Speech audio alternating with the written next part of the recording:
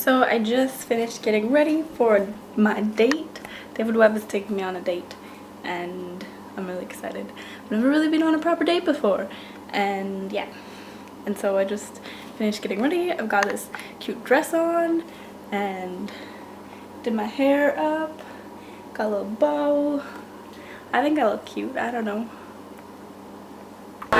So David Webb took me to Swan Lake, not the lake near Vernon, BC, but the performance, the dance performance. It was like flamenco dancing, is that what it's called? Spanish flamenco dancing. It was pretty cool. I liked it.